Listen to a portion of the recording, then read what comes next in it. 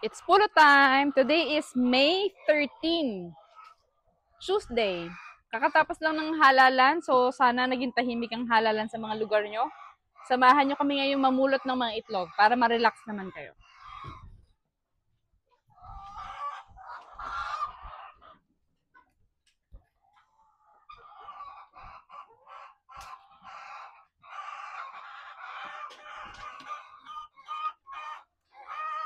Marami akong ngayong orders na i-fulfill for medium.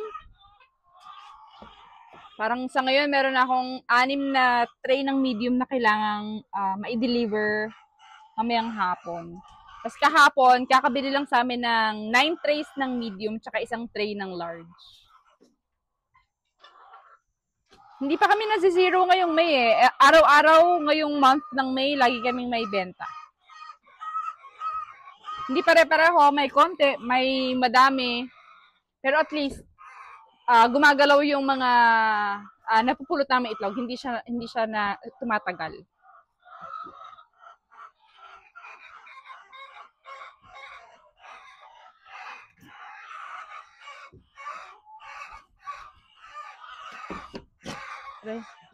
Madumi na ulit yung nest box namin. Kailangan na ulit namin linisin. Naging busy kasi kami nitong mga nakarang araw kaya hindi namin naasikaso.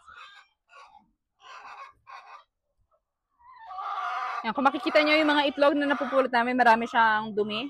Madali naman siyang malinis, hindi naman siya yung maduming madumi. Ano yun lang ng basahan na may suka.